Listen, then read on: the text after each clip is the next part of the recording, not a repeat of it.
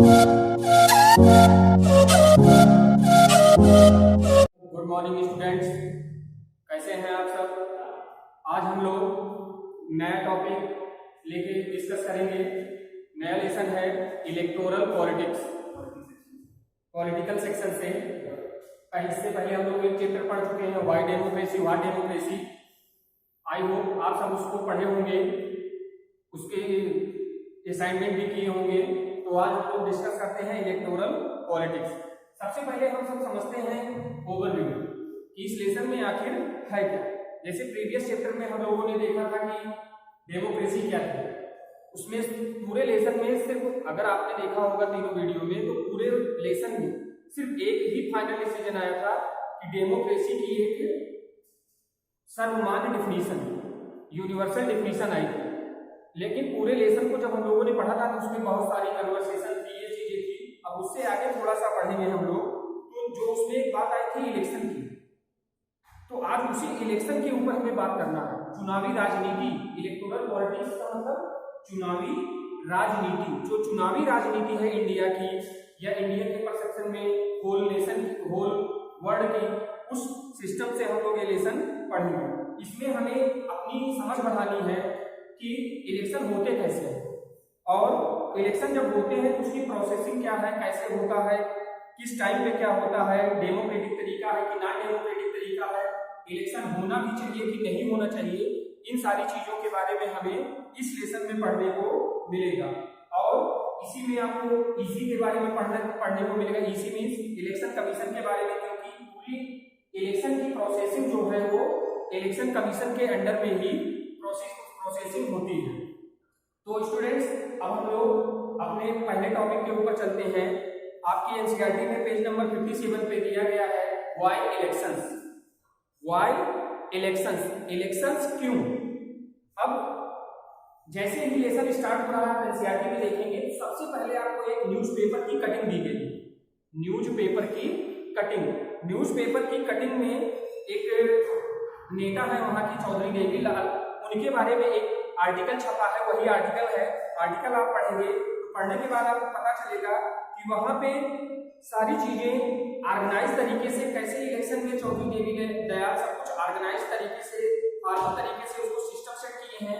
अपनी चुनाव की डे बाय डे कैसे रैली करते हैं, क्या उनकी प्रोसेसिंग है, सारी चीजों को वो शेड्यूल किए रहते हैं। उसी से रिलेटेड इसमें दिया गया है। इसमें देखेंगे the leaders is mister Devilal, chief of the Haryana संघर्ष समिति। जो चौधरी देवीलाल है वो हरियाणा संघर्ष समिति के चेयरपर्सन हैं, और उनकी पार्टी जो है चुनाव में पार्टिसिपेट कर रही है। और उनकी एक जनसभा करनाल में होनी है। करनाल हरियाणा का एक डिस्ट्रिक्ट है, बहुत प्रसिद्ध है। वहां पे उनकी मीटिंग होनी है, और वहां पे मीटिंग करके, मतलब करनाल में मीटिंग करनी है, तो उसके लिए पूरा प्रोसेसिंग दी गई है। इसी तरीके से इस आर्टिकल में छपा है कि कैसे सुबह 10-11 बजे से लेकर के रात में 9-10 बजे तक वो जनसभाएं करते रहते हैं। वो सब चुनाव के समय पे इतनी भागम दौड़ करते रहते हैं। तो उसी के बारे में हमें इसमें पढ़ना है। और ये प्रोसेसिंग जो है न्यूज़पेपर में लिखा गया है कि ये चौधरी देवीलाल अभी नहीं कर रहे हैं कि आज के दिन पे कर रहे हैं।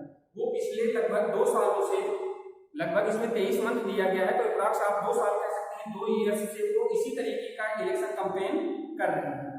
अब देखेंगे तो जो ये सिस्टम है, the newspaper reports is about the state assembly election in Haryana in 1987 का जो हरियाणा का चुनाव है, उसमें चौधरी देवीलाल ने अपनी एक पार्टी बनाई थी, जिसका नाम उन्होंने दिया था न्याय युद्ध। न्याय युद्ध का मतलब था struggle for justice, struggle for justice. इसमें उन्होंने कांग्रेस से अलग होकर के अपनी पार्टी उन्होंने बनाई थी, और कांग्रेस के जो सिटिंग मिनिस्टर थे या चीफ मिनिस्टर थे, उनके अगेंस्ट में ये अपनी पार्टी को चुनाव में लेके आए थे। और चौधरी देवीलाल ने कहा था कि अगर मेरी पार्टी इलेक्शन विन करती है, अगर इलेक्शन जीतती है, और जीतने के बाद अगर हमारी सरकार बनती है, तो सरकार बनने के बाद हम किसानों के कर्ज को माफ कर देंगे, किसानों के कर्ज को माफ कर देंगे। और किसानों के साथ साथ जो स्मॉल बिजनेसमैन थे, इससे क्या था कि जो लोग थे, जो करंट गवर्नमेंट की सिटिंग चीफ मिनिस्टर थे, उनसे जो लोग का अट्रैक्शन चौधरी देवीलाल की तरफ शिफ्ट हो गया। और जब चुनाव हुआ तो चुनाव में जो चौधरी देवीलाल की पार्टी थी उसको बहुमत मिला। बहुमत मिलने के बाद जो चौधरी देवीलाल थे वो चीफ मिनिस्टर बन जाते हैं। चीफ मिनिस्टर बनने के बाद जब उनकी कैबिनेट का निर्माण होता, कैबिनेट बनती है, तो कैबिनेट की पहली मीटिंग में ही उन्होंने किसानों के से जो प्रॉमिस किए थे उस प्रॉमिस को पूरा करने के लिए उन्होंने किसानों की कर्ज माफी को लागू कर दिया कि हम किसानों का कर्जा माफ करते हैं। ये तो इसमें था हुआ इलेक्शन के असेंबली इलेक्शन इन हरियाणा में। लेकिन अब हमें यह समझना है, इसी में है पेज नंबर 58 पे, कि why do we need election, हमें चुनावों की जरूरत ही क्यों।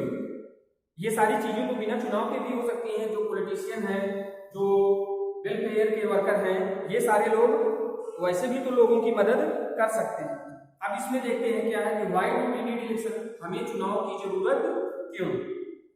Election places regularly in any democracy, सबसे बड़ी बात है कि चुनाव प्रजातांत्रिक देश में इलेक्शन होना जरूरी है। क्यों?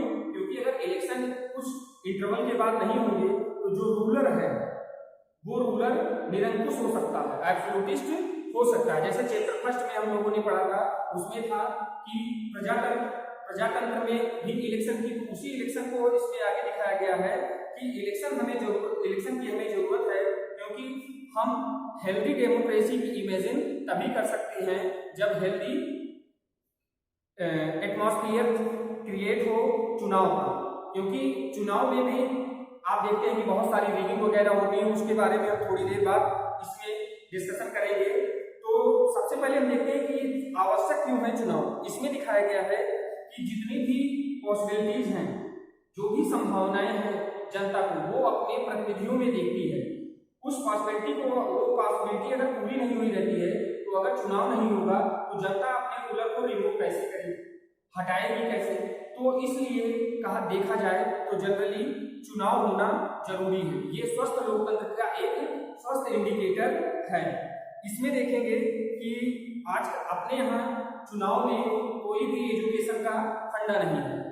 कोई भी व्यक्ति, अब इसमें होता है कि जब चुनाव होता है तो कोई भी आकर के नॉमिनेशन फाइल कर देता है और वो इलेक्शन में अगर उसको जनता ने लाइक किया तो वो चुनाव जीत जाता है।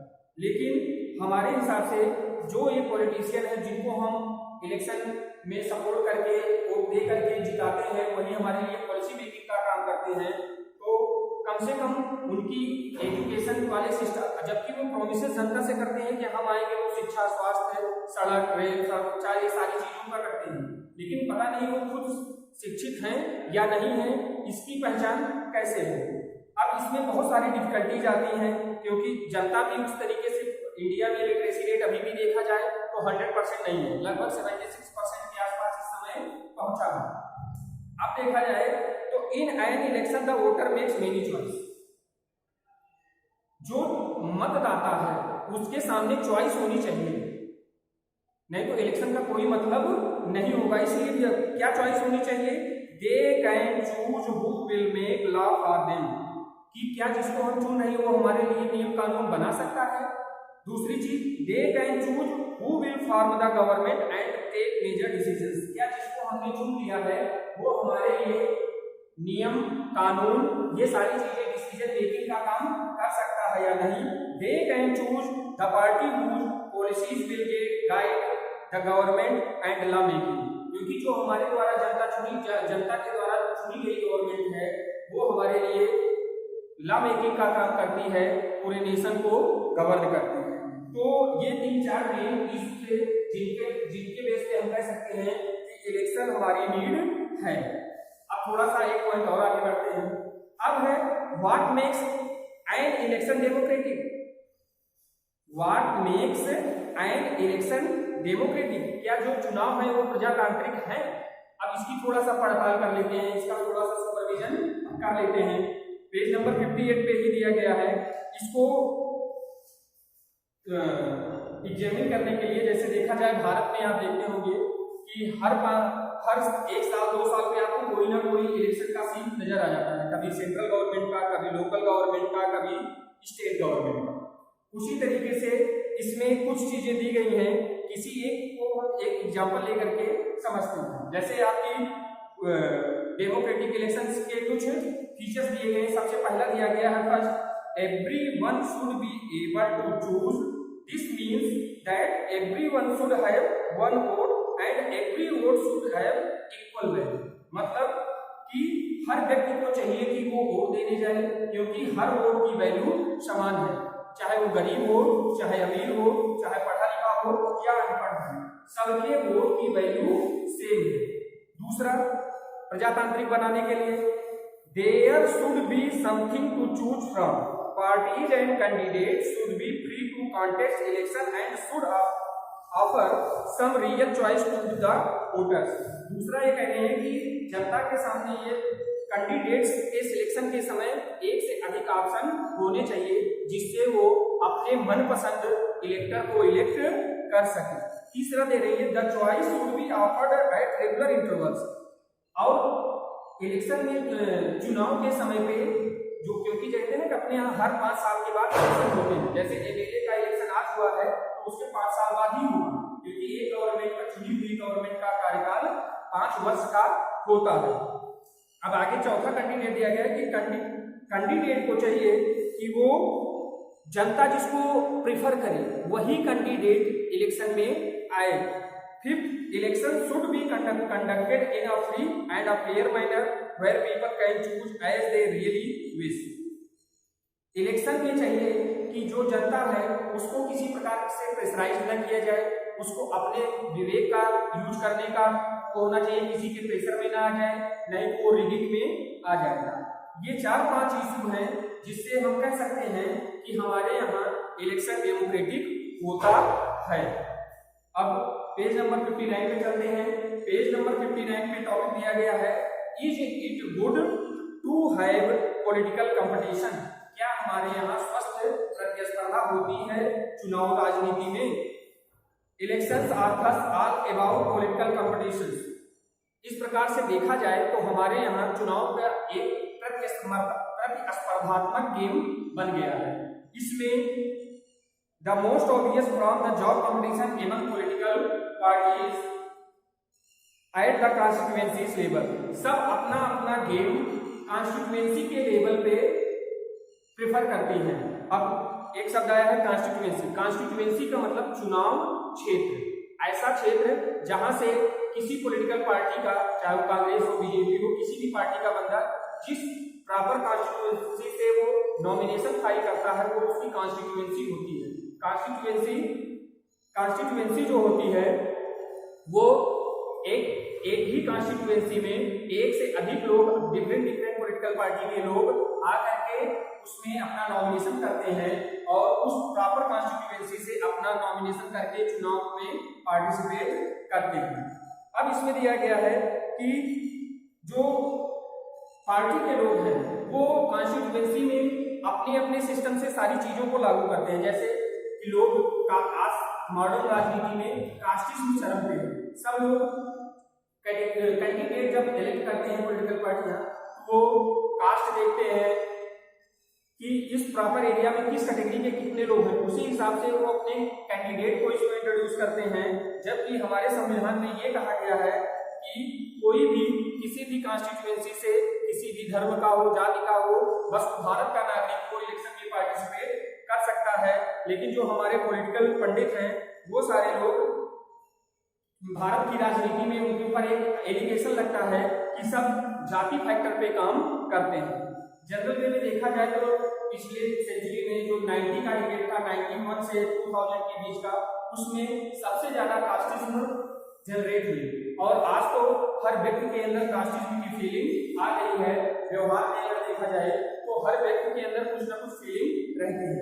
लेकिन इसकी देन क्या है कि जो हमारे पॉलिटिकल अप्रोच के लोग हैं उन्हीं लोगों ने इस चीज को इस पे किया है। अब आपकी जिम्मेदारी है कि इस चीज को की क्रॉपिंग आगे की जनरेशन में होने न पाए, हमें ऐसा हेल्दी एटमॉस्फेयर क्रिएट करना है। इसीलिए हम आपसे ये कहना चाह रहे हैं कि हमारे अंदर से जातिगत जो भावना है उससे हम थोड़ा सा बाहर निकलें।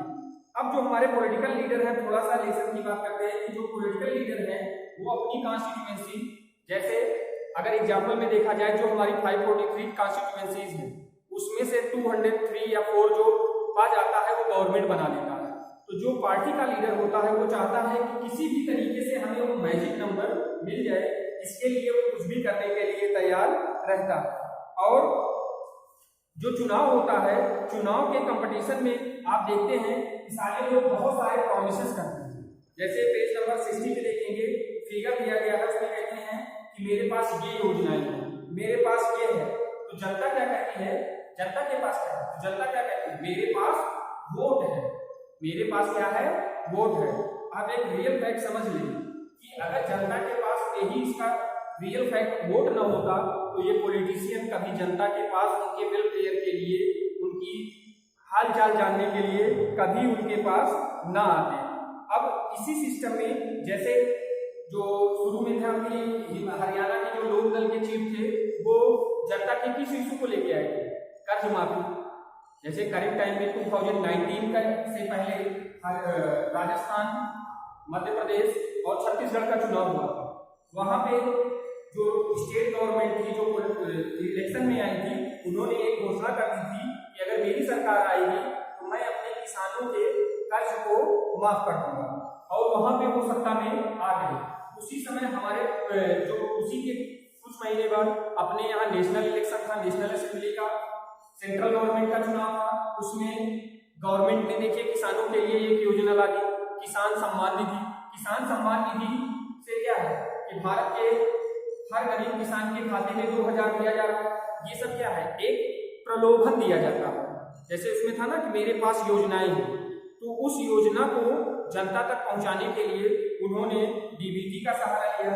ऐसे ही आप देखेंगे तो हमारे यहाँ इलेक्शन में बहुत सारी चीजें होती जाती है, लेकिन नेताओं के पास आप जाएंगे तो नेताओं के पास कभी भी आपके सवाल का ये नहीं होगा कि वो जवाब नहीं देंगे, जवाब देंगे, लेकिन ऐसा जवाब देंगे कि आप कुछ कह भी नहीं पाएंगे, आपका काम भी नहीं होगा। लेकिन अगर चुनाव है, मैं आपको एक वो बात बताता हूँ कि जैसे अगर चुनाव का टाइम हो, अगर आप देखें तो नेताजी कभी भी ये नहीं कहते हैं कि मैं ये नहीं कर पाऊंगा। आप कुछ भी उनके पास फरियाद लेके जाएंगे, वो तुरंत कहेंगे कि हाँ हो जाएगा, हाँ हो जाएगा। लेकिन यही एक्टिविटी अगर वो पूरे ईयर करते रहे तो क्या बात है, जनता भी खुश, नेता भी खुश। लेकिन ऐसा व्यवहार में होता नहीं है। सिर्फ इलेक्शन के टाइम पे घर जाकर आंसू बहाते हैं, जनता के सामने बहुत बड़े बड़े वायदे करते हैं, और जब चुनाव हो जाता है तो उसके बाद जनता की सुध लेने वाला कोई नहीं है। तो स्टूडेंट्स, हम लोगों ने अभी पहला टॉपिक कंप्लीट किया है वाई इलेक्शंस। इसमें हम लोगों ने why to be need election, what make an election democratic, it is good to have political competition, इतनी सारी चीजें और कॉन्स्टिट्यूएंसी के बारे में जाना। अब नेक्स्ट जो टॉपिक है हमारा है what is our system of elections, उसको हम नेक्स्ट वीडियो में पढ़ेंगे। तो students, thanks for listening me and watching me. Thanks.